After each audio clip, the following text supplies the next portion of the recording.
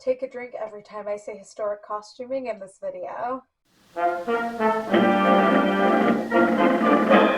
Hello everyone, my name is Marie and it is so wonderful to see you again. Before I begin this video, I want to start by apologizing for my very extended absence. I started working 2 jobs and I lost steam. I do everything on here by myself. I film, I edit, I research, so it takes up a lot of time. I'm going to be posting a video every other week, so you should be expecting about 2 videos a month. But again, thank you all so much for watching my videos during my absence and interacting with them. I really appreciate it. I'm glad you guys like them because I really love making them. So without further ado, let's get started on today's video. So you want to start creating historical costumes. That's fantastic, but it really is quite a feat to just dive into with no game plan. When I started historical costuming, I just dove in with no game plan, and I really wish I had a game plan.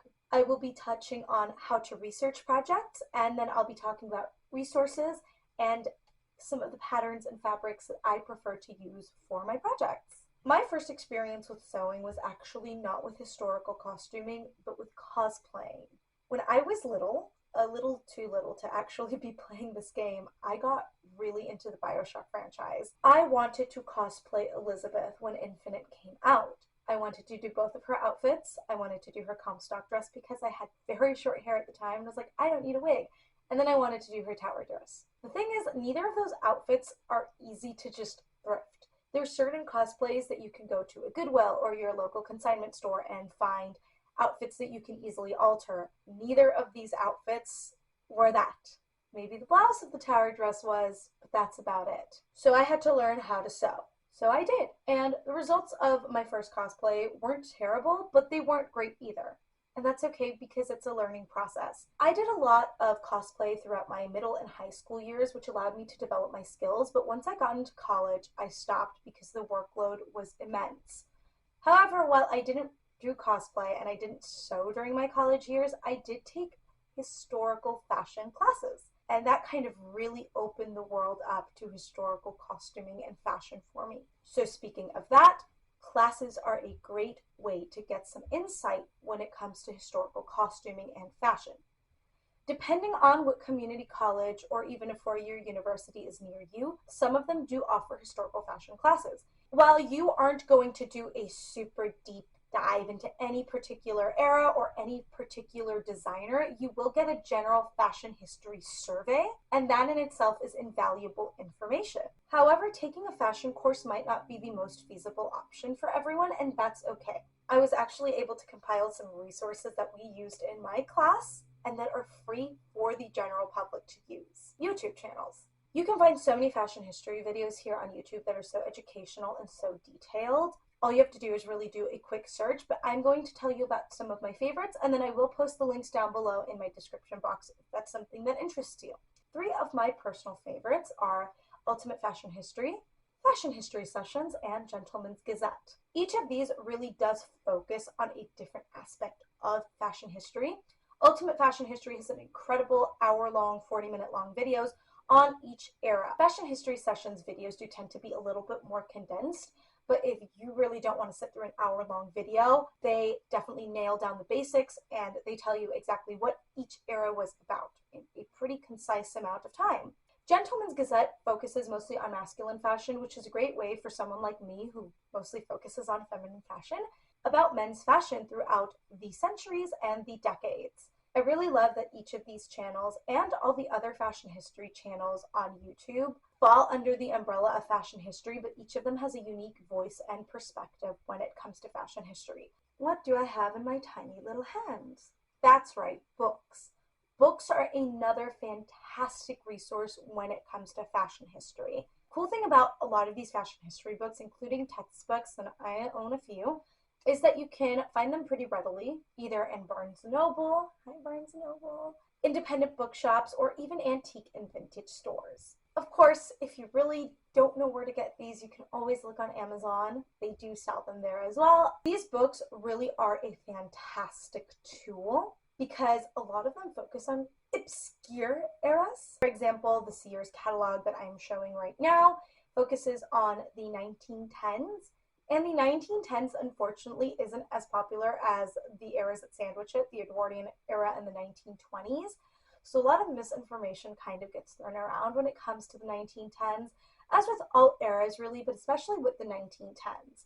What's really cool about this book is that you can see the progression of the Edwardian era slowly bleeding into what we now know as the 1920s. Fashion doesn't change overnight, especially not in those days when fashion was only just beginning to be mass produced. I highly recommend having at least 2 fashion history books in your collection. I own a lot, but I've also expanded my library over the years. I wish I could drop a bunch of money on like a whole library in 1 minute, but that's not going to happen.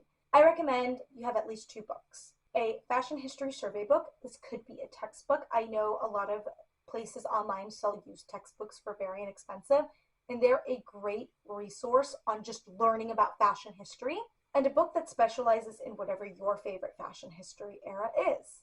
Also, if you want, you could have a book that specializes in hairstyles and hats of each era.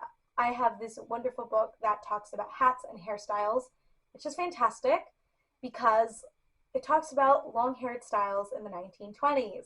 So my hair is pretty long, it's down to my lower waist, so I'm not going to be able to do a cute little Louise Brooks bob, but with this resource I am able to see what the ladies with long hair were doing to make their hair appear short. If you can't access books, the internet is also a fantastic resource. I will go ahead and link down a few of my favorite resources down in the description box below as well. Now that I've discussed resources, let's talk about starting the project. Before you just start cutting your fabric and sewing, I definitely recommend patterns. There's 2 things that I recommend when you're first starting on your historical costuming project, your very first one. Choose an era you love and choose a pattern that's good.